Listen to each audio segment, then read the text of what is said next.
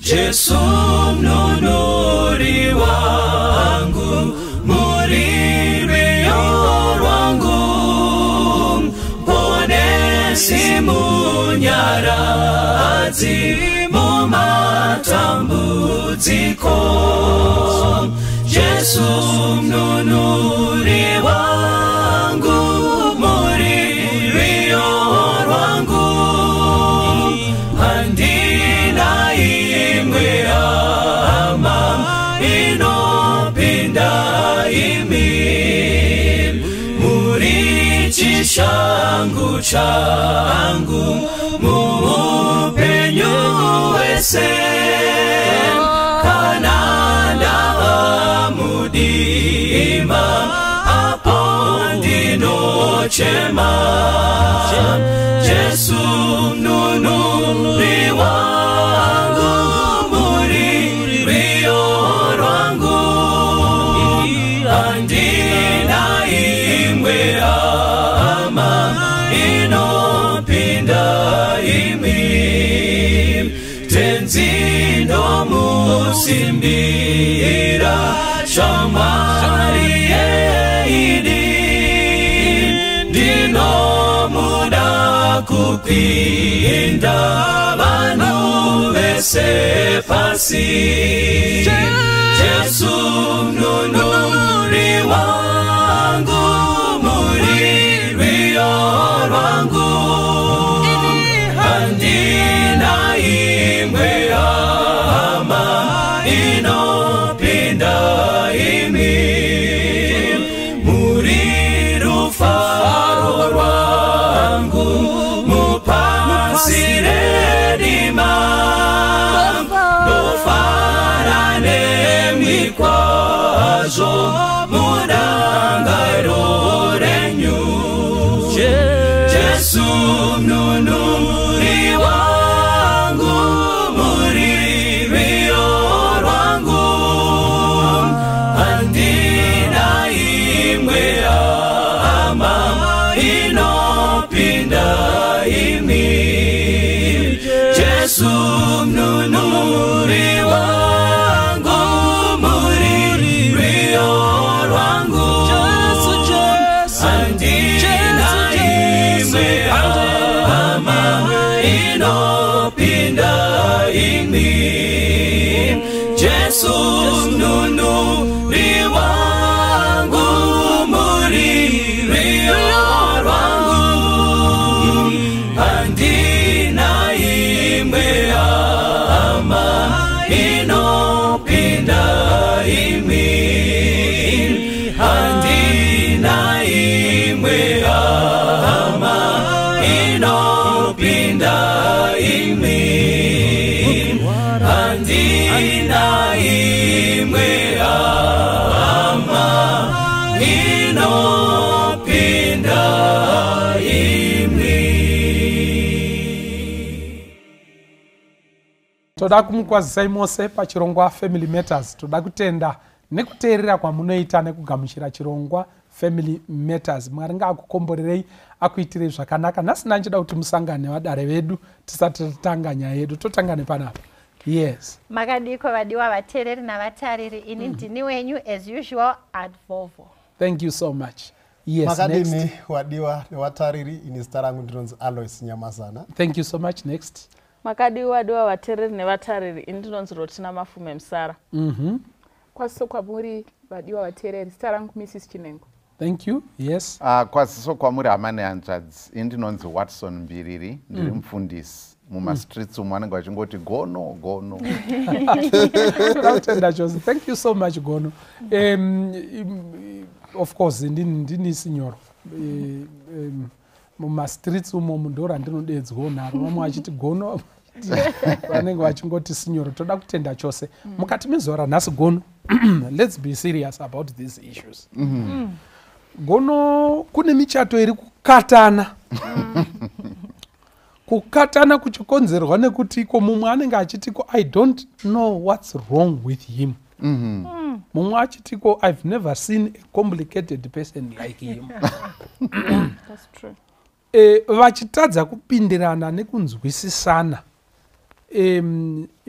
which zvovhura window kuti iko pana anonzi temperaments kungosiyana kwevanhu pachibarirwo nepachisikirwo ndo atinoda kuti tidiscuse nezvavo mukati mezuva ranhasi temperaments as they relate to the family saka patati tichida kuti titange napo as usual tinokura dariro redu kuti iko tizivise vanhu kuti iko imhuka rudzinyi ipati rudzii inonzi temperaments handiti muri kuona ndo yatinoda kuti tidefine as it relates to the family ngatirambe tichingozembera pakuti iko how does this relate to the family as it relates to the family saka what exactly imhuka rudzii inonzi temperament yeah exactly yes advocate ndafunga kutanga neminasi yes ndinotenda sinyoro yes sinyoro nyaya yematemperaments tingati hunhu hwemunhu ndizvoka yakatanga kare kubva nguva dzana chosa dziyadzi geoffrey chosa anonzi the father of english ndizvoka ukaverenga nyaya dzake yakudaona gono vaigara mukilasi kwenguva yakareba mukaona mumwe mabhuku ake anonzi the Canterbury Tales ayaya ndopamutanga kuona zvichaura nyaya yekunzi this one is a sanguine this one is a what handitika kutendwa kwazvinoitwa ndekwekuti depending on the amount of fluid in your body, a specific fluid unobva waita hunhu hwakadai so you'll see kuti pane vanonzi masanguines masanguines kungoti sanguinary means blood it means blood ndizvoka kureva kuti vanonzi vane ropa rakawanda rinofamba mutsinga ndo masanguine saka karekta yavo inotoredzera ikoko ndomunga vamwe vachazotaura kuti makarekta acho chinyi mukaona inonzi phlegmatic ndizvoka inotaura dziwa the flame handiti ntoziva kuti flame rinoita kuita kudongorora kudai hari manyi saka karekta weyoyo inondotoredzera kupi ikoko saka vanenge vane dziwa rakawanda kana mucus yakawanda mubhodhi ndo vanonzi they tend to be phlegmatic then toenda kumelancholy ndo inonzi black bile right so black bile kana yakawanda munhu anoitawo tend to what being a melancholic then finally we have the choleric handiti ndenonzi choler kutoti choleric means choler it means anger that's what it means but he was filled with choler akazara nekutsamwa saka this is your bile redu ichitoiti chinyinduru green yainovava iya kana yakawandawo mumuviri ichiproduce hanzi you also tend to be what a choleric nemacharacteristics achona iwawo saka ari 4 kudaro ndanonzi matemperaments anowanikwa muvanhu dzimwe nguva kazhinji zvinonzi kune imwe inenge yakanyanya kusimuka inoonekwa kozoita imwe inenge iri kumasura zvishoma thank you munoziva advovo munotsanangura makapuhwa chipo chekutsanangura thank you so much for that deep analysis vanyamazana vanyamazana mune chipo chenyu chekuti tichitofunga kuti patsanangurwa panozotsanangurwa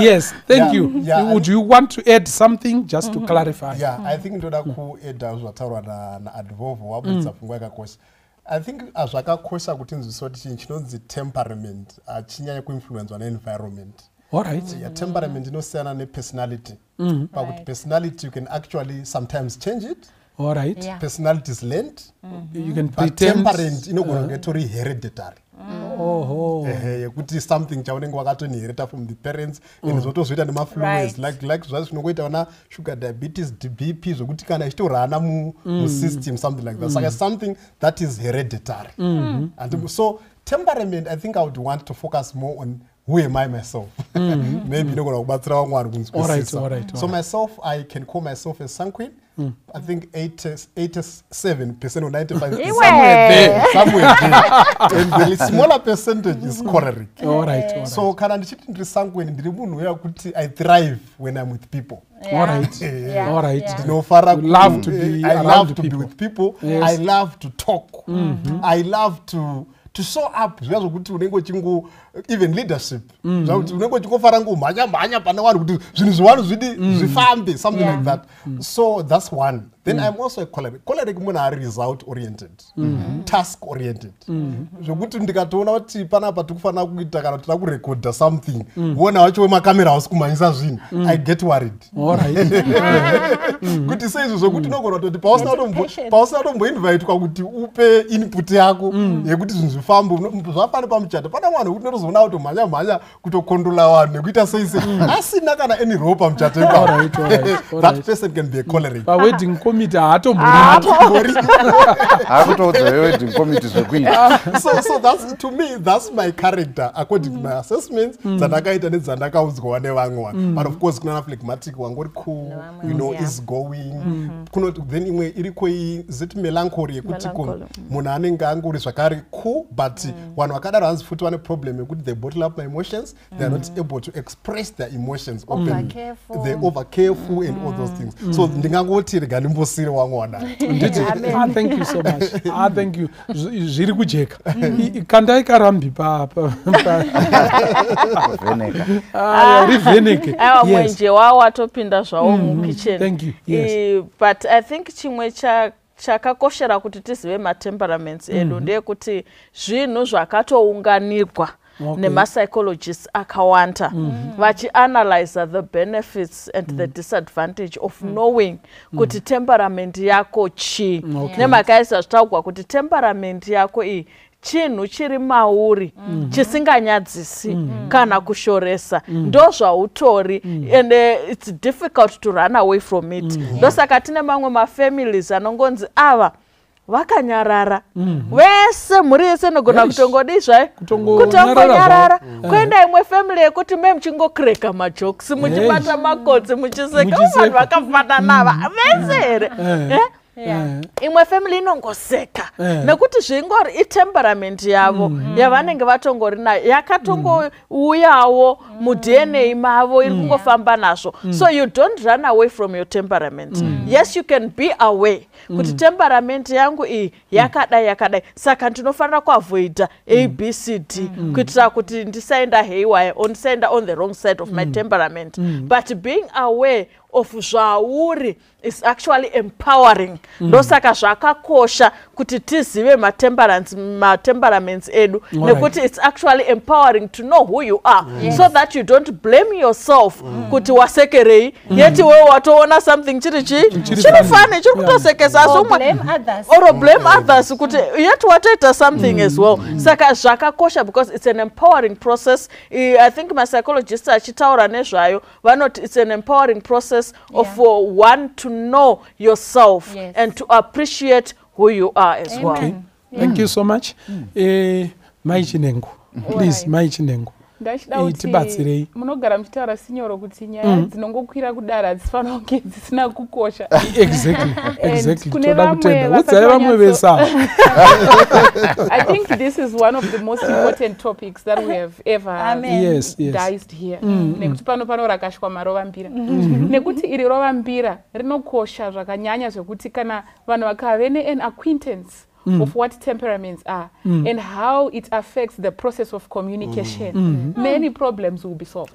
Dzimwe nyaya dzachonganidzwa ana tete nechii vanotota 10 years vashaya kuti kojokonia nemudzimai vasingambonetsani chii, because they have learned about what temperaments are and how it affects their style of communication. Communication inova hwaro hwemuchato kuti vanhu vatonzi vari married pakakommunicatwa sisi ndakudai neniwo ndakudai saka toita seiko nekuti vanhu vakataurirana. Saka nyaya dzenhaurirano nekutaurirana kwakanaka dzinovakwa kubva ipapo pamatemperaments. Saka tinotenda Mwari kuti akapa vanhu njere vanhu tinoti mapsychologists vakagara pasi vakanyatsoona kuti tingaclassify vanhu sei zvichigona kuzoti kana ndaakumba kwangu inini nachinengo wangu tinogona uchigara pasi iwoona kuti ini ndiri sengweniwo ndakawandira kusengweni pane pamwe paunozoona kuti unenge wakungotswinyirwa sokunzi zvakwana iwo uchitaura chete but iyoyo fact yekuti I appreciate kuti I'm sanguine and he's melancholy and what pane pamwewo pandinopindawo pandinoona kuti melancholy wangu unenge azonyanya kunyararisa chimbotaurawo tichikudzirana zvinhu zvichifamba zvakanaka saka muchaona kuti matambudziko mazhinji anotobva pakuti tine vanhu vakangoroorana vapiwa chitupa napastor Mbira marriage officer vakaenda kumba vakanoisa chitupa kumadziro vakafunga kuti vasvika avana kumbozofa vakada kustadhawo kuti muchato wedu uyu ufambe zvakanaka tingaite sei ndo zvimwe zvacho zvaunzwa nedaro rasinyoro saka vanhu vakasaziva matemperaments avo mastrengths acho nemaweaknesses hero basi alright maita henyu inoona sekuti chimwe chinhu chichatitadzisa mumichato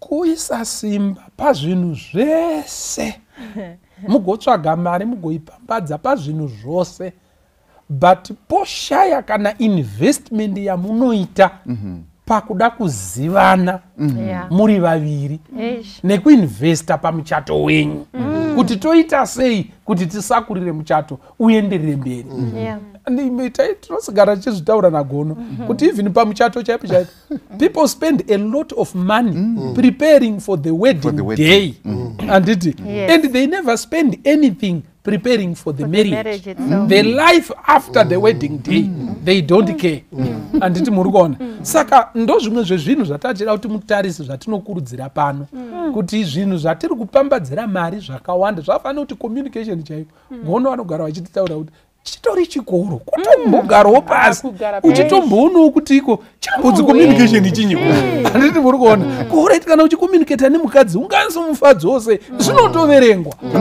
nekutsvaga information kuti iko usakurire muchato wani wako and this is one of the subjects.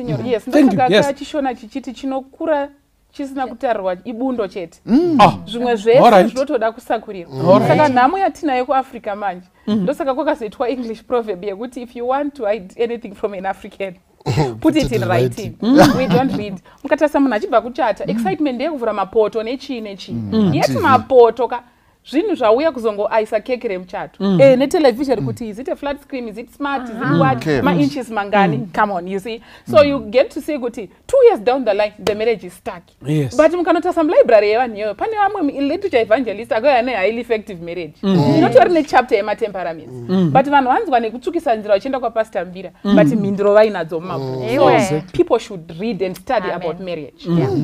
Thank you so much. Yes, Gono takusiyai kunzire matemperaments indakatanga kurinzwa I think that was 1994 bhira acho irori tiri kubhindura kumayouth ndo pakaitwa lesson. It was new things in my ears but very fascinating and since then I have taken quite some time and some interest to really explore on the subject.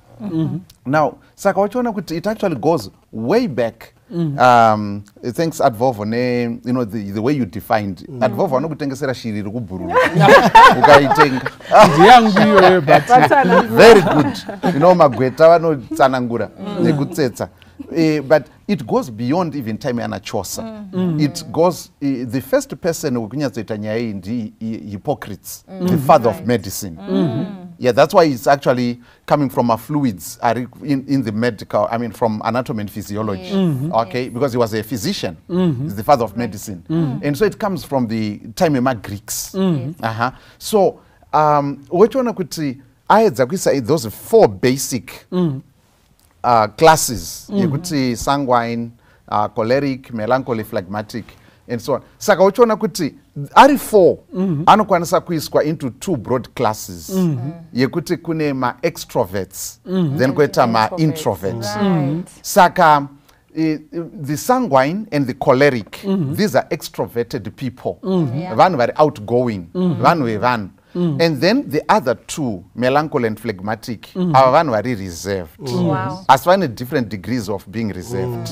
Saka ndo imwe I think imwe class iri very important yekunzwisa kuti pane these 2 broad categories. So issue yematemperaments ndinofunga sekutaura kwazvaita it's such an important issue nekuda kwokuti inotibatsira kunzwisisa kwete kunzwisisa mumwe wako chete wakawanana naye asi kunzwisisa chero vana chero kutonzwisisa muroora wako kuti there goes my sangwaini muroora or there goes my and so on and so on saka it's such an important issue sinyoro zvokuti hainyaya inokodzera dare renyu chaizvo ndo dzenyu chaidzo idzi thank you ndodzepano man ndodzepano all right thank you so much but ndakanchida kuti ndizive inini kuvadare kuti iko zvinei nemhuri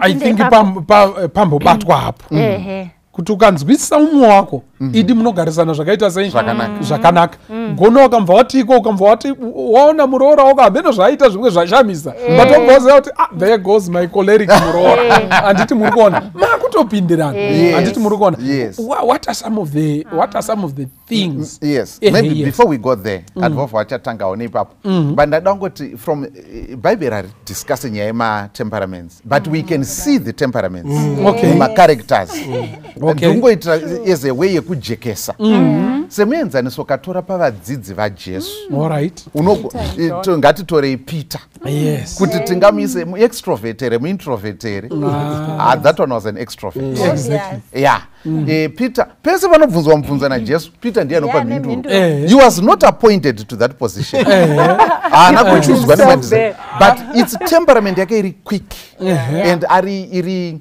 ndo zvairi anoshaya patience kana paisina munhu apindura kushayikwa seiko ndiwo mubvunzo wobvunzwa tine munhu akaita sapeter okuti ari kupindura jesu akati ndakunourayiwa jerusalem andi hakuna zvakadaro over my dead body sikira jesu ototi bva shure kwangu iwe satani peter chero mugetsemani akatocheka nzeve yemunhu I mean that's peter you see and then you have got John and James, the sons of Zebedee, right? The sons of thunder, born again. Vakomana vekuti Jesu ari kubva uko achida kupfuura nemuSamaria akurambidzwa akati tinowestiriko time nevanhu ngatingodaidze mheni wabvurwe vese zvipedze nazve. I mean those were action oriented guys. Ndo boys dzekumhanya kunoronga namama kuti chi rongai naJesu kuti chi kana mapinda muumambo munogara kuright munogara kuleft. Vakomana veaction. Then unozoona kuti tine vamwe vakaita sana Bartholomew. The only time anomentionwa ndepekunzi akadaidzwa naJesu. Finish. Hakuna chimwe futi kana kuti uzonzonzi akakosora kana kuti akazoti hakuna chero one verse Bible hapana futi pamwe pauchamunzwa. Unongonzonzi akadaidzwa angari mumwe wevadzidzi. Finish. That's an introverted person. Right. You see? Very introverted. So you see those characters right there in the Bible. Thank you so much. Thank you so much. Yes. Kuvadzidzi vaJesu chaiko kwaive nematemperaments akasiyana. It shows that each temperament is important. Exactly. Hakuna anozogona vese vakadeedzwa. They were complementing each other. Saka zvinokosha izvo kuti tizvizive. Because panogona kuzana vamwe vanoti hai tisu zvemaflegmatic. Aiwa tisu zveduka pride and humility. Pasengwina anogona kuti tisu notita zvinhu zvifambe panapa. So we are here to the life of the party. The life of the party, yes. Thank you so much. Maita yenyu. So tatauda kuti tichiona kuti ko how do these temperaments relate to the family? To the family takatarisa vanhu wawanana maybe vatopiwa tuvana twawo.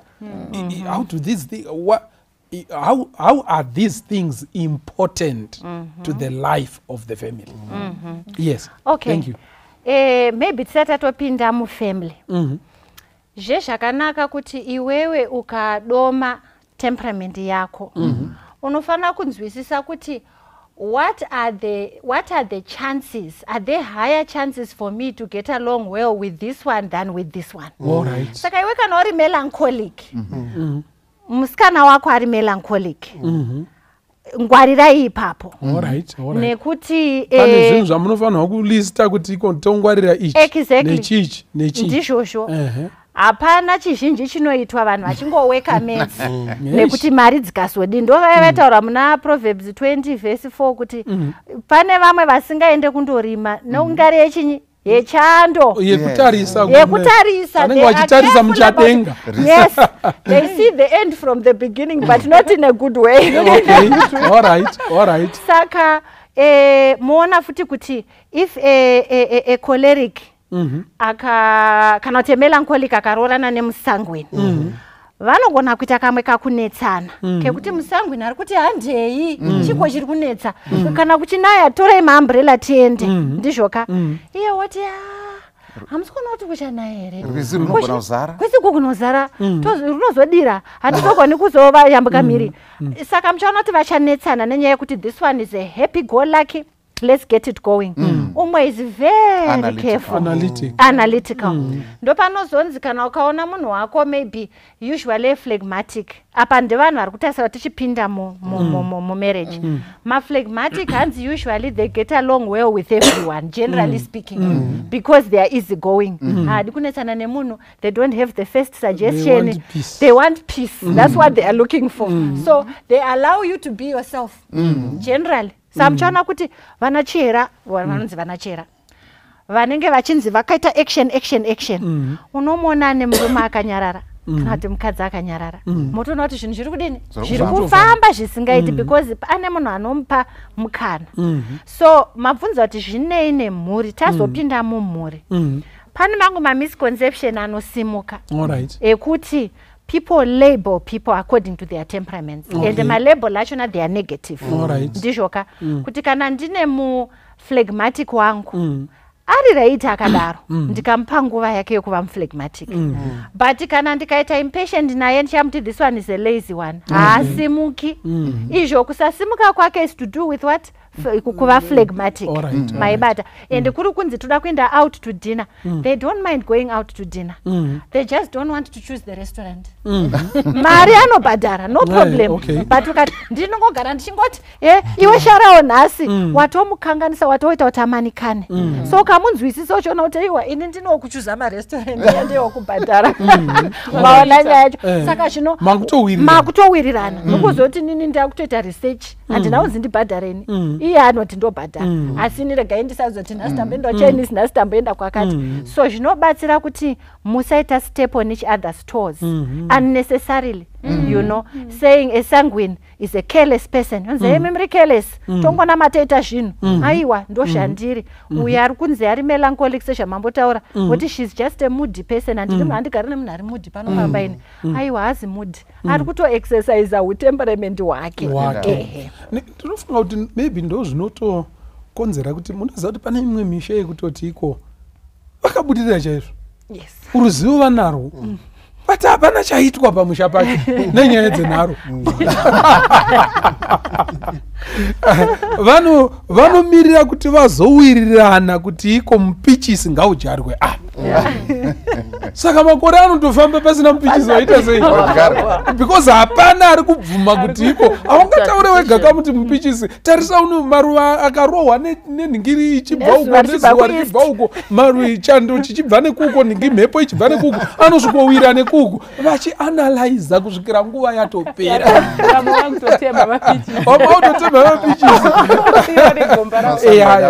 Saka ndinofunga kuti it's so important kuti iko because munozoziva zvekuchenjerera kuti shamwari nezvatirika tikaramba tichitirana nharo ikai hapari imwe pamusha panapa handiti muri kuona. Yes, thank you so much. Zvimwe yes zvinobetserei? Ndachida kutaura kuti you get to be able to accept your partner as they are. Good. You know, and it's very important, I think, kuaccepta munhu wako waunaye. There are things that we cannot change pamunhu. Of course kune zvimwe zvinodzitsika munhu nekuchinjika, but haugone kuchinja muphlegmatic ukamuita musangwini. But by accepting them and embracing them unorarama upenyu hwakanaka. Ndichangororwa ndiri munhu anoita zvinhu nekukasika katisati ane mota napasta taigara kunyanga uko. Saka taiti kana takuenda kuchechi taitofamba indaisazvona but ndaifamba 2 steps ahead. Saka pane vamwe mbuya vaizviobserva taibva same location tichienda tese vainzonzira kuti vari kumashure isi tichifamba zvedu napasta. Saka pasta vanoti graceful walking, then inini ndiri kwa.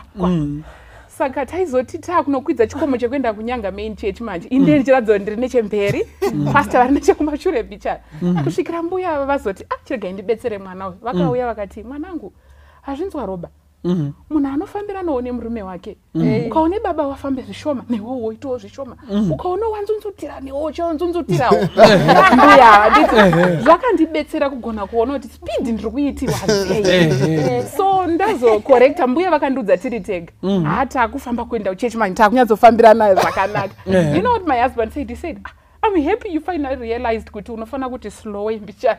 Ndazotaura kuti chi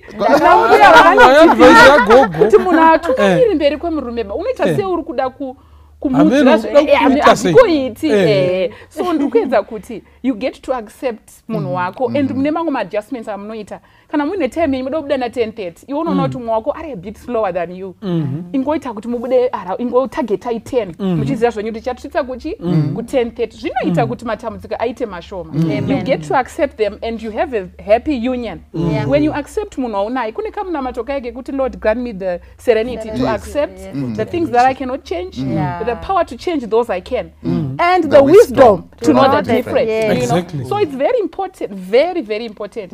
Apa pakapotsana apa munoita 30 years dzemuchato muchirwisana chete mufilekatitraya kuda kukula musengwini wachiti kakata and it becomes ndopa panonzi iwe problem yako ukangonzwa zvadaro manzi iwe problem yako ndeyekuti ukaona munhu wotaura achidaro nyamba kakarekita kari dominant maari haitori problem bando zvaatori handiti zvakatonakirawo gono muruda kutaura ndachifunga kuti pada but kana tichitaura izvi ndo zvinotobatana nemhuri seri neseri zvinhu zvakaita seizvozvo izvi zvinogona kubetserawo zvakare let's say kuvabereki kuti amufrustrate vana nekuvakompera zvisiri necessary kuti ndawo usina kuchangamuka samukoma wako chimwana chepanext door unongofamba ngone nhono something like that. Saka apa muberekika uri kutongodisplaya ignorance yako yekuti pane zvimwe zvinhu zviri different at a fundamental level biologically zvokuti you cannot change those things and you cannot blame mwana kuti iye muflegmatic asi uda kuti adhonzerane nemucholeric. You see vakatosiyana matemperaments you see saka zvinogona kutibetsera kuti tione kuti okay kana ari muroora wandakapiwa muflegmatic kana kuti mucholeric kana kuti whatever tezvara vangu ambuya vangu tete ningi saka ukatongoziva izvozvo 50% of the problems are solved. 50% but ukada kuti hanzi achapinda muforo right vanyamazana then maimusa iya yakakoshesa ndo panotofira mamarriages akawanda kutadza kunzwisisa nyaya iyi. Ndinoga ndakaudza vanhu kuti struggle iri mamarriages mazhinji is when people try to change each other. Ada kuzama kuchinja spouse yake. For example, spouse is phlegmatic, yada kumuchinja kuti aite chi sanguine. Saka panoita even domestic violence chaiyo because the person is now trying to control, is now trying to dominate kuti sei usiri kuita zvandisiri kuita because the dominant feature in this person is perceived as a big problem. Saka wanotoita mama stereotypes malabels woto I have seen it ukada uzongora wanotanzi mukatadza kunetsana pa 5 years up munogona kutozogara zvakadi because ndo pane struggle yese papa yekuti munhu ada kuzama kuchinja munhu saka zvakakosha kuti vanhu vanzwisise nekuaccept because at the end of the day we are different but to complement each other. Mucharate sankwa maybe melancholy wanotorine wakasiyana but they complement each other. Adumgona saka I have noted even with my wife inini totonoti pane my weaknesses hobo andinenge now and what I've learned to do kwanes aine strength ndokwanongompushira kuti manje and that has helped zvinobatsira kuita progress muupenyu. Saka pane pamwe pokuti unotoona kuti pamwe hausi well-versed maybe nekuita ma-decisions nekumeka ma-quick decisions pane pamwe ponoti hausi well-versed even nekumeka ma-business decisions chavo chavo. I have noted I'm speaking from experience from business point of view I'm a bit blank But my wife is very good on those and analyzing things. It's a melancholy. They analyze things to death. They don't take things for granted. So business deal. She will not accept it easily. Just like that. It has to be analyzed. It needs to go through a fairy finish. It has to be analyzed and all those things. But ndikatadza kushandisa that melancholy indiri sanguine ndinonyura ma business deals. Saka progress iri kushaika ma families mukazhinji kacho. One kutadza kwakusota ma differences and kutadza kukashandisa to complement each other for progress. Good. Thank you so much. Maita yenyu. Mamsar. Ndanyanya kubatai.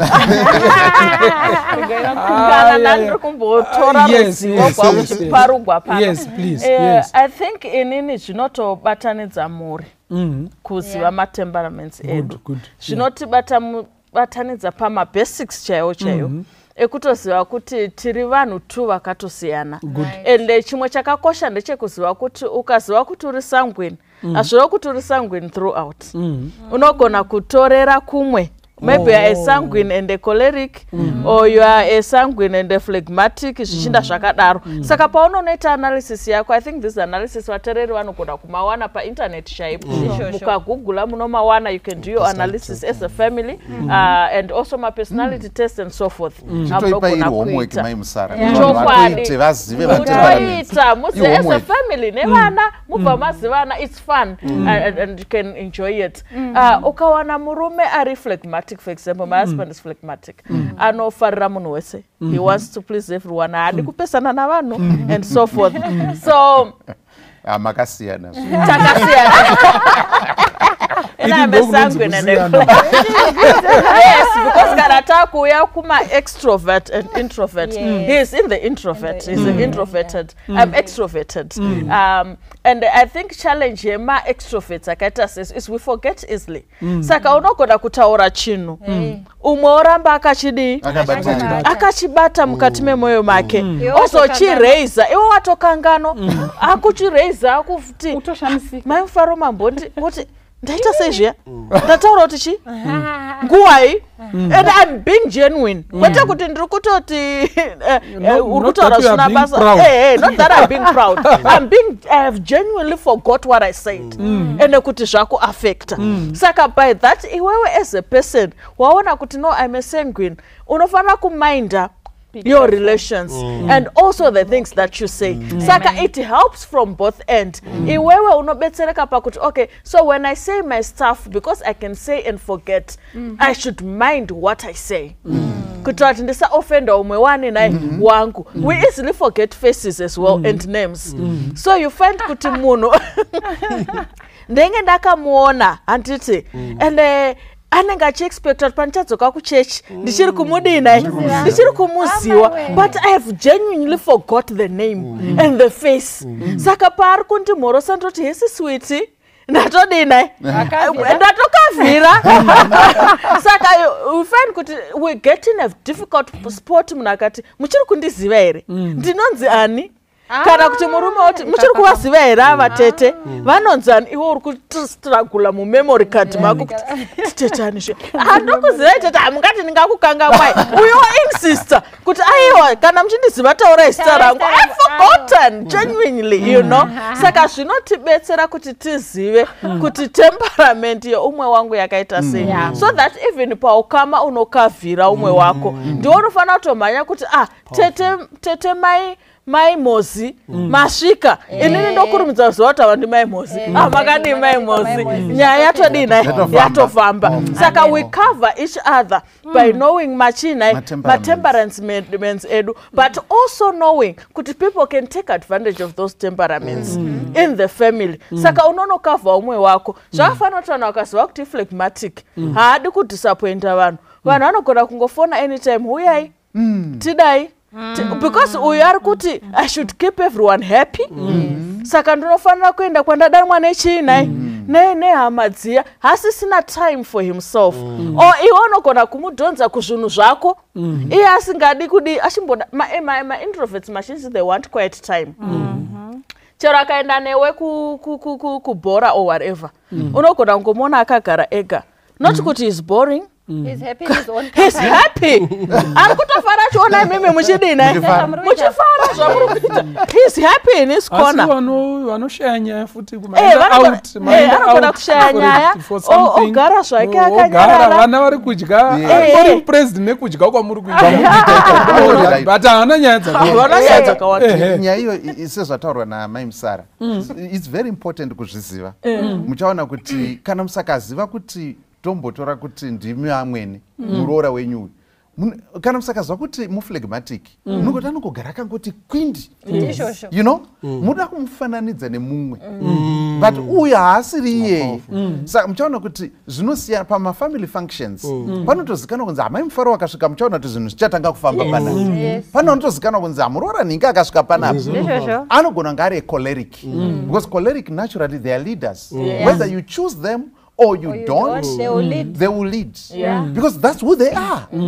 Saka zvakatokosha kutoti munotogona kutoziva kuti muroora wangu weCanada akadai, uyu akadai. Zvinotisorovhera machallenges akawandisa atinogona kupinzana busy dzisingagadziriki. Ndonyaya dzinogarwa matare. Ende vanhu vacho vari kutonga matare wayo hatombozivi kuti kune chinonzi choleric. Vanongoti ayo isu tangotonga nyaya yekuti anogarire yakati kwindi. Takamutadzirei pano. Kupa budget. Mogona kutopa melancholy budget. Mazoti haribudi zvekumhanya. Tine family function muna December. Ipai avo ndo vanosunga chi. Ngozi unoziva kuti havafi vakatsudukutsa. Nemhaka yekuti anongatokalkuleta aunza uyu ndiani panenge pakatonyogwa zita revaunze mari dzese. Ukapa vamwe sisi vasangwe nemanhingirikini. Paunozotivhunza kuti vanhu vangani vakaunza mari.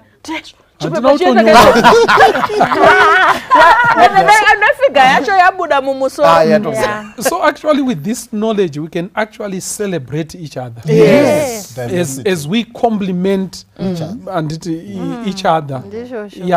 And the beauty of being different. You know, in that diversity concept and confinements.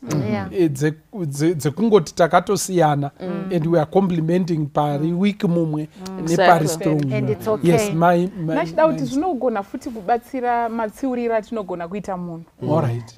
Let's say esangweni ukatsiura rotina uchiti rotina usaita zvekupenga iwe. Hambobatikani. Antozoti maichinengo watotaura nditi paushamwari wedu. But ukaenda kune phlegmatic ukamudero chigumbu chacho achiperi kwemakore. Saka tikazivana kuti uyu anobatikana nezvizvi, uyu anoshanda so neso, tinogona kubetserana. Imwe weakness zvinokosha futi kuti tatstada ma-temperaments tizive ma-weaknesses each temperament.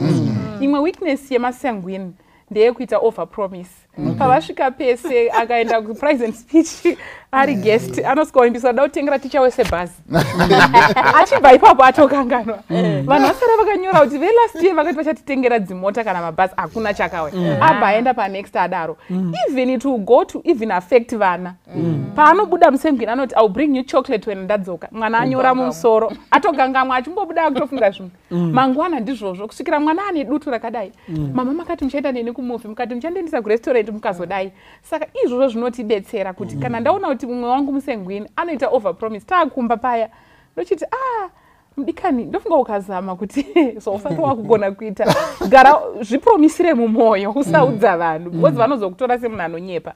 Izvozvo zvinobetsera. Saka the way yatinonokutsiurana kudzimba kumwe kutsiura kunoofenda kuya tinokuavoida because ndenda kuziva kuti muphlegmatic anotsiurwa nenzira iyi ndokuti atambirike because communication it's not just about sending messages. It's sending them and them being received effectively. So if you feel that hauna communication out, it's actually a barrier, it's noise. All right. So it's very important in that Thank you so much. And also chakakosha sorry kuwedzera mushokosho. Ma melancholy or ma introvert anokoshesa ma relations. They have deep-seated friendships. Dzekuti akaita shamwari yako anenge achifunga kuti you are the only friend. All right. Whereas masengweni we can have hundreds of friends. Best friends. Very tiny, very my best. So kuti ukandifunza kuti who's your best friend ndotanga kuti I don't have, ndine vakati one day. And that's okay. But unogona kuzoita shamwari kana kuti murume ari melancholic ari kutoti ndawana my friend. Saka anobva ava so clingy. haachadi ari kuda kuva newe pese because kwaari you are the most important person and mofanira kunge kana kuti ndowatoshamisika kuti zvaunenge wakuwirirana wakundisubstituta ndopanozoita maproblems ekuti murume anogona kuti vana vakundisubstituta wakaita vana and you have substituted me iwewe ziva kuti ndine melancholy ndofanira kumupa kana kuti introvert ndofanira kuipa time yakakwana so that he doesn't feel that competition kana iyewo kuzvireminda kuti by the way I'm melancholic uyo ari kuita zviri normal kuvana vani nai kuvana vake inini ndiri kuona sekuti paita competition and once you break their friendship vanoita heartbreak vanhu ivava they are heartbroken for a long time ndopatinodzoka pana mai chinenge kuti the way yaunoutsibura even kuri kubasa ziva mashoko ekutaura anogona kukumutsira chinhu chakaitika 10 years ago oti paya wakanditi ndataipa zvisizvo taipo yangu yanga isiyo asi matsuro akati takandirwadza iwe uri kufunga kuti taipo yandakatokoreta zvakare zveteni ndezvariniko zvari kutaura 5 years ago but watouraya esteem yake so vanhu vanonyarara they don't talk vanoramba vakangonyarara but iwewe akanyarara wacho akazivawo kuti ndo zvandiri anozvirimainda kuti no uyu munhu didn't mean bad saka azochengeti mumwoyo but inini ndinotsiurawo ndogona kuzvirimainda kuti by the way ndataura newe melancholy let me go back and say you know what I said paya I didn't really mean it are you okay let's be okay saka zvinobva zvafambirana semhuri. Thank you so much. You know what I wanted ndachida kutiko pane makolerika akatoteerera tokanganwa mataura izvozvo let's just have masanguines okay ndiri kutiko let's have just a rundown yekunyasotsanangura kuti iko munhu akadai anoonekwa nezvakadai details and details let's pick one tinyasozivisa vadare kuti iko zvakanyatsomira sei then we move over as we try to conclude as these things relate to the family. Yes. Okay, I'll start with my let's take one. Let's take one. Yes. Okay. Inini, I think let me talk about the melancholy. Melancholy. Munhu akaita sei? Melancholy ndiyo yandambotaura kuti nonzi black bile. A melancholic person, kana chitoti melancholy, it means weeping. It means mourning. Kana shikanzi we had a melancholic sound. Zvitafanika kuri kushedzerwa rufu rwaitika. Saka tisambonyeperana kuti mumelancholic munhu akaita sei. Munhu who is generally prone to depression. Yes. Where others look on the positive side of life, they look on the negative side of life. Anditika saka panenge pachinakidza zvinhu iye anogona kusaona kunakidza kwazvo anogona kutoona kutoti imi muchapinda nemwenje mudziva imi chingoma chikati pangu chinozopedzisira chadini chakaroka ndo maonero ake eupenyu iyeye munhu iyeye ndishoka asi tiri kuti this is time to celebrate. Vanenge vachingoti hazviperi mushe to end in tears akatigono to end in tears saka munhu who sees a glass half empty, not half full. Okay. Saka that person, their viewpoint of life is more on the negative. Jotani mwana kutonetesa vanhu. Kuti ningi uya atanga futi. Nonza nyacho vakoma na varume zvanambotaura zviya. They don't add any vibe to anything. No, they are wet blankets. If I can put it that way, ndo vanenge vari. Ndo melancholy wavo. And those people tend to be suicidal. Yes. Vanofila kuti ivo they will try their best to change a situation because they think deeply, so they are already seeing pitfalls. Okudzai, maybe you are impatient, or you don't listen, or you don't do it. Anopesera anyarara shake. Ndovanozogara kubeki kweclass vari tu namaflegmatic anditika voti regai tione kuti zvinosvikepi munoona nyaya yachona sometimes they don't even volunteer solutions kusvika mazoti iwe tauraiwo zvemimangonyarara monzwa akutodedema you know dama chairo rakanyatsokwana handiti so people like that anogona kuva melancholic but iri melancholy iri hidden behind sanguine. Saka andafanika munhu ari kufara sirek. So you notice that a lot of melancholics, funny enough, are comedians. You know, vanhu anogona kunge ari achiita zvaanoita izvo they are trying to come out of their melancholism. But kana zvamubata manje ndova munozonzwa kuti most comedians chero yakaimba inonzi chinyi I don't know, a happy day, it's going to be a happy day or something, anditika hanzi committed suicide. Uyu Robin Williams, who was the greatest Mrs. Doubtfire, he committed suicide. So those who are making people laugh the most, katofana kungwarira kuzivana kuti zvitafanika munhu anofara. But if you know that this person is a melancholic, then you need to be careful now, because ivo vanogona kuzofarisa ozopa anodzokera kumba anenge are depressed. So those are the negatives of it. Let me quickly move to the positives. Ma positives evanhu ava, if you find the people vanogona deco, home deco, my melancholics, they know the colors to pick, kuti this goes with that. Vanhu vanoda kuita zvema wedding planners vaya, the artists, you know, vanona so kuti anogona kuita recreate Harare, CBD, ne window iriri pa office iyo, vanoriona iroro, they pay attention to detail. Ndakaudzwa nemumwe anoita zvekuveza matombo yawa. Right. It speaks to me. There you go. So a landscape can speak to them. So they are very creative. Saka munogona kunetsa mwana mchiti iwe uri kukonewa chikoro. Muchikona kuti concentrate on art. Concentrate on music. You know, a guitar. Concentrate on those things that need attention to detail. You know, that creativity. The melancholics were given that. Saka ningangoti pafupi, those are the positives and the negatives of a melancholic. All right, thank you. Panumwe arida kupika imwe ere? Ndingoedzera pa sanguine. Pa sanguine, just focus on that. Yes. Nenoti kuma sanguine do vanhu vaya kuti they thrive when they are with people. One categories of extroverts. Okay. What they thrive when are people, they are opinionated. One point blank. They are regarded as people who are confident. They can easily, you know, just kukoneza vanhu kungoti zvawataura ndizvozvo. And masanguine ndo vanhu vaya anoti hakuta tichinetseka chiko kana hataura. And vanhu vaya vanoda futi kudiwa nevanhu. Attention seeking. Exactly, sort of attention seekers. And vanhu futi zvambotaura mamusara kuti sometimes because they want kudiwa, they overpromise. Kuti ndichakuitira chakati, ndichakuitira chakati. And even in the context of marriage, I remember when I got married, I'm one of them. My wife is a melancholy. Right. So I would want to make sure the person patasvika anojairana nevanhu faster. Because we didn't understand. Even if I'm thrown pakati pe South Africa, by the end of the day, kana kuChina, ndingatona mashamwari. Takutora, I'm such kind of a person who ndikangopinda mukombi. Takangopinda dautomboresa masora say, "Akoma boko mira say, zvinhu zvakamira semu, tautaura nyaya." So and I expected my wife to do the same. Very good.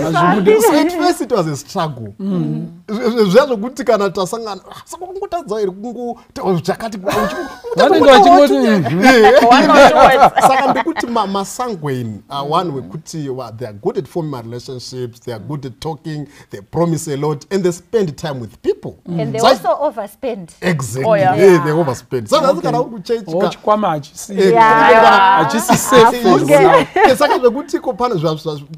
I think my negatives and my positives. Like my negatives actually, one, they overpromise. Two, if they are not careful, they can even end up like abandoning their spouse and focusing on people. Very popular with church, but unpopular at home. Because with church, he tries by all means to please everyone. Those my negatives. But my positives, though, they are good at forming social relationships. They say out their mind. They don't bottle up issues. Then issue to the so I think those are about the same way. Thank you so much. Anyone who would want to pick another? Choleric, maybe. Choleric, Who yes, is yes, also choleric. in the family of the extrovert. Yes. Very results oriented. Ma goal getters. Vanoda kuona vane leadership foot. Vanochikidzana sanguine is more charisma. Leadership yake yataurwa navanyamazana is charisma. Vane charismatic leadership mukati mavo. But a choleric can also take some of the charisma. But iye anotovane leadership itori nema results ari kutoonekwa ari kutobatika so they become mukaona makambani mazhinji vanoda macholeric pama program officers pama leadership they can take a melancholy as a director because anenge achifunga but kana vakuuya kuma program managers vanoita kuti ma results abude vari goal oriented vanoziva kumhanya and so forth vanozotora munhu anenge ari kunana choleric kana riri basa re people centered ndopa vanozonotora a mixture of a sanguine and a choleric because zvinenge zvinobhalansana pitfall yavo ndeyekuti havadi kunonokerwa iwo macholerics havadi kunonokerwa ende vanogona kuita zvinhu vega so you find kuti iwewe pamwe une spouse maplana kuti muchaita chi mese wozoti zviya tatichazoita nguvai ndatopedza saka umwe wacho anosara ari left out manje kuti but tataplana tese mazoitirei mega kuti ndachitongopfuurawo nemutauni munhu katoona kutoti faster let me just do this and zvabuda zvakanaka stereki zvatatichida zviya zvatadiscassa zviya ndo zvatobuda I made sure kuti zvamataura ndazvise but we are saying no I want to be involved I wanted to be there I wanted to be a part of it chiro ndakanyarara zvangu but I just wanted to be there and they also overload themselves yes with work so, to the point yekuti anogona kutora zvese delegation ishoma saka anogona kutora zvese and the way ndo vanhu vamunozoti kana mapa mabasa momuti itai elder what all right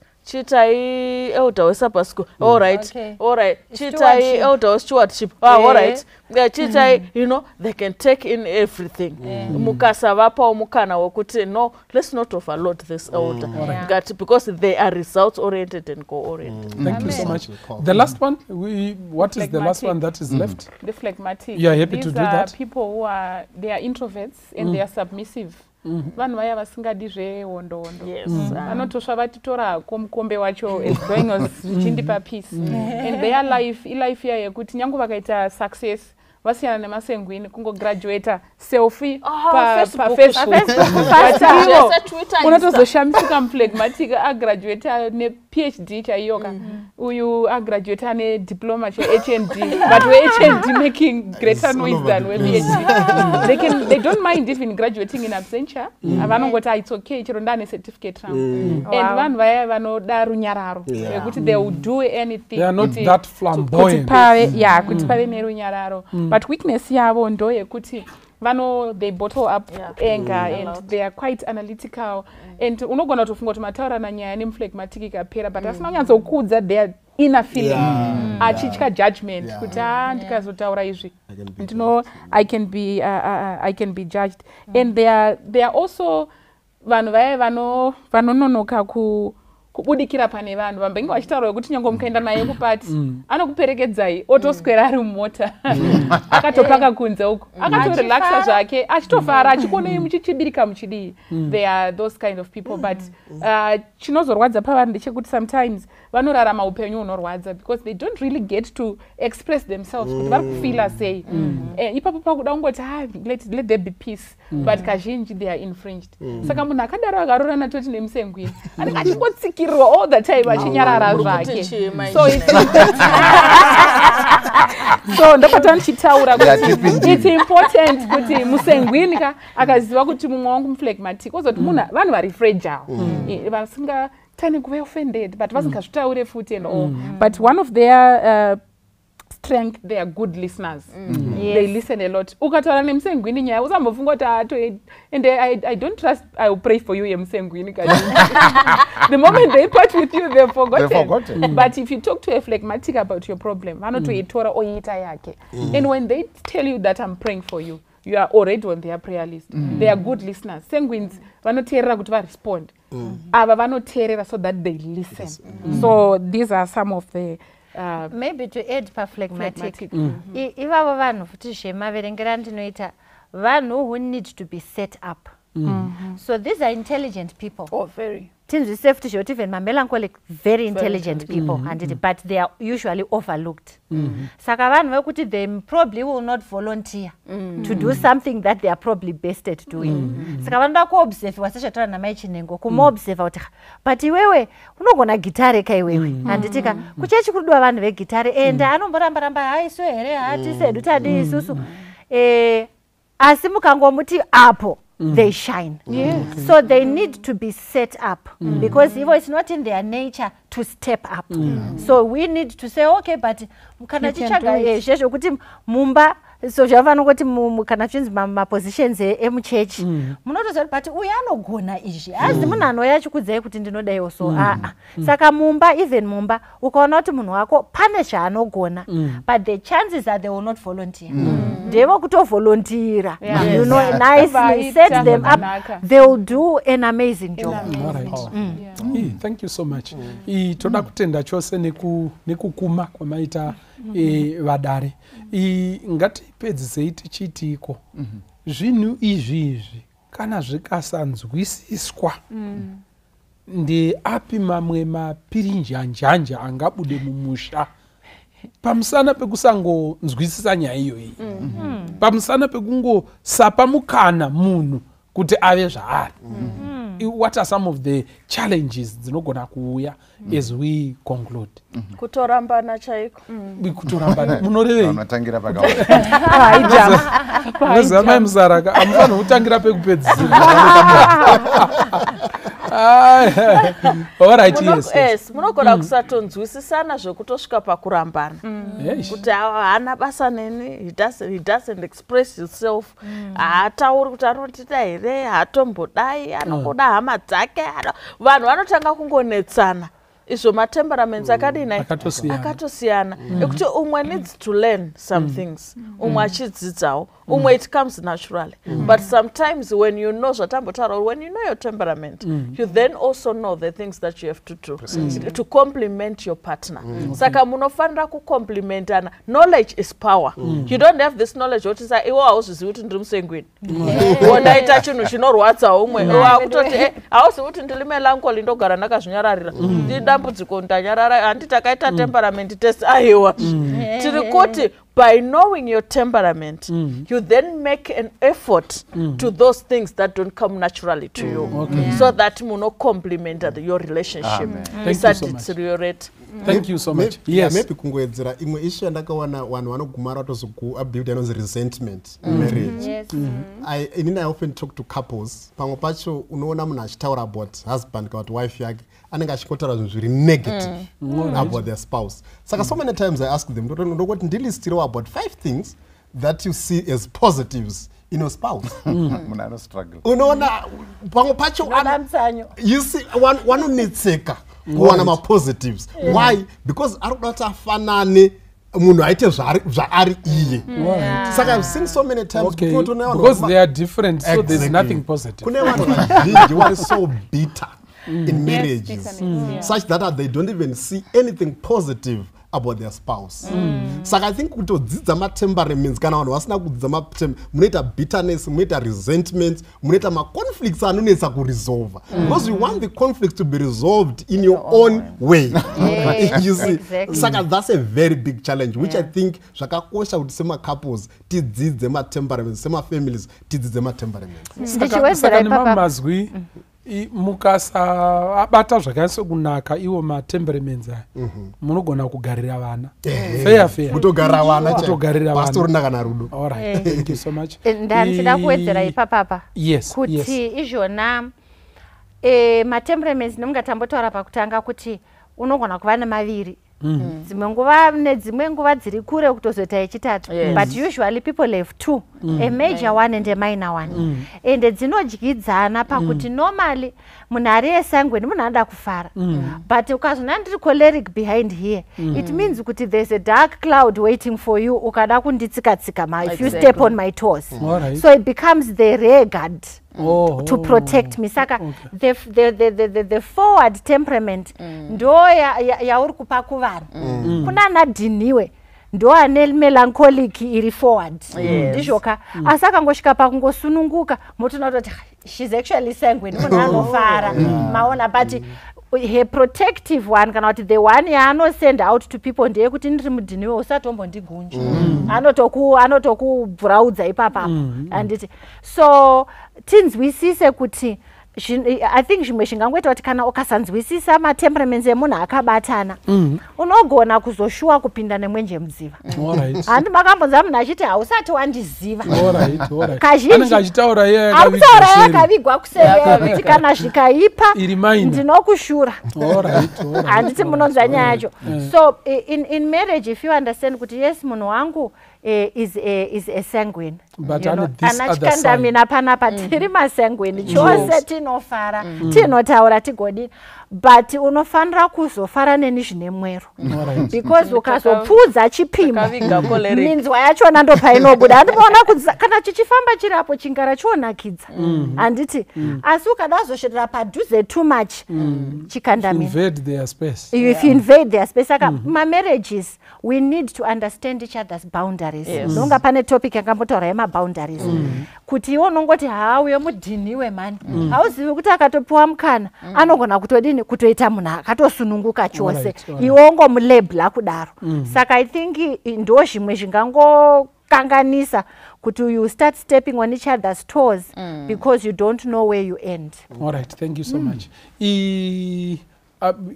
Well, yes. Then I think Gono, you can wrap it up. Alright, ndachidangoti ndinoona sekuti vanhu vakadzidza matemperaments avo vanogona kurarama upenyu usina makakatanwa wakanyanya. Unogona kutohinda progress yemhuri chaiyo. Unoita 10 years musina vakaimba uye achiti nharai vakwe apa uye achiti ngaitarirewo kuya achiti mhepo inebva nekuko. Saka vanhu vakanzwanana vanogona kuita progress. Ndichaperekedza kana kuti munenge maungoti iko zvino ndichaivaka ndozoudza. If you go to Proverbs 16 verse 22, you know that understanding is a wellspring of life to him who has it. So it's good to understand one another. Ndo panobva chitubu cheupenyu kuti marriage ifambe zvakanaka. Thank you so much. Thank you so much. Yes, Gono. Tinotenda indri melancholy. Predominantly melancholic. And my wife is choleric. Yes. Yeah, predominantly choleric. Saka munhu anoda zvekuronga mapati what. Inina backbencher. Not even for me. Not even for. So anyways, saka chatinoona ndechekuti Mwari vakatisika nemuto unotyisa unoshamisa with all these differences. Let's celebrate the differences. Amen. Ndofunga kuti the best thing chatingataure pakupedzisira ndechekuti this is actually reality. Zvinhu izvi zvinotoripo. Homework yatingakupai sedare ndeyekuti imimi chimbogarai pasi maybe as husband and wife kana kuti maybe nevana venyu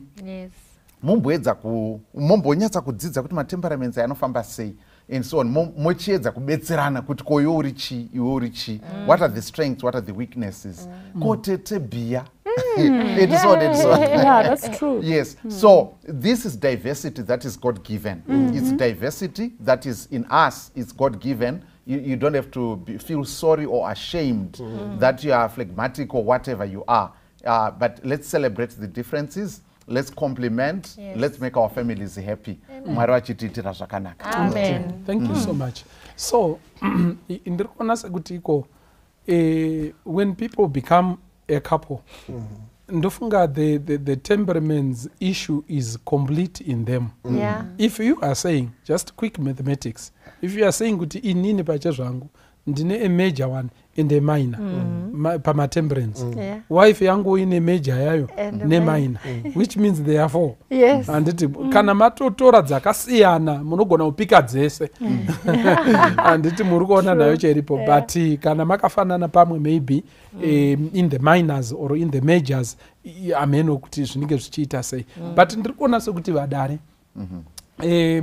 zvinhu zviyazvo zvamamuchifunga kuti iko zimweya rekumusha kwavo rinongomuita kuti ati kwindi pamwe pachoka kusangoziva zviri munhu. Handiti muri kuona naye cheripo.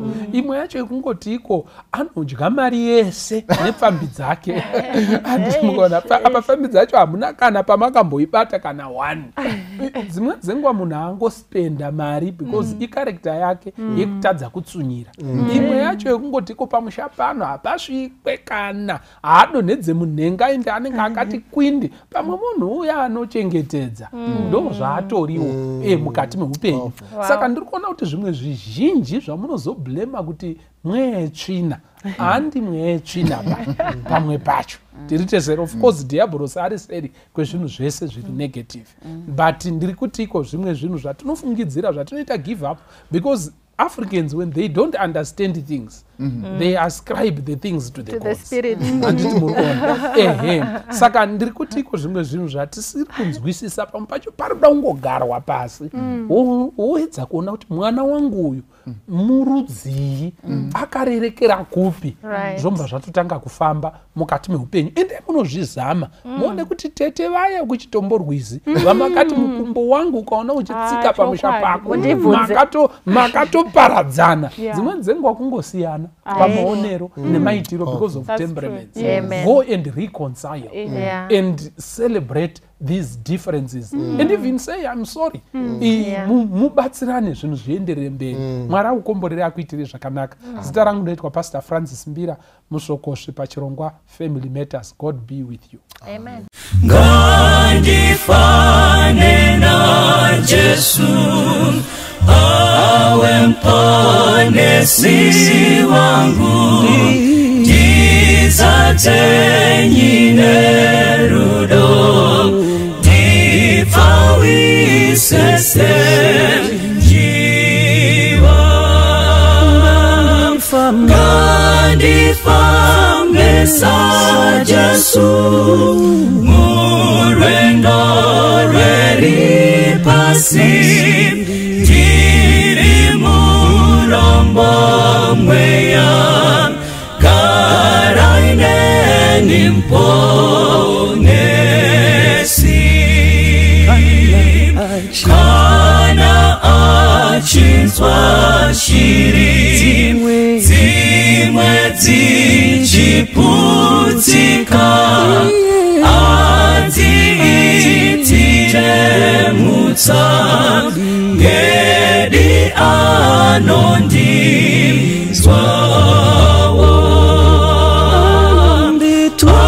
anonditungamira nekundiregerera ngandiitwe mutsvene karaine nimponesi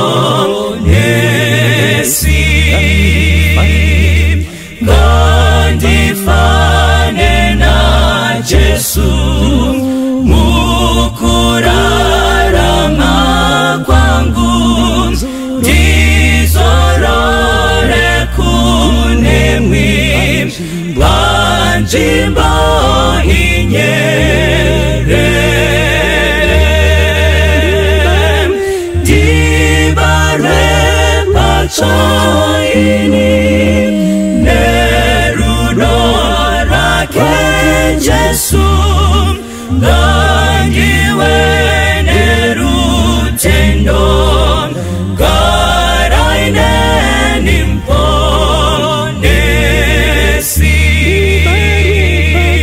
ndibarwe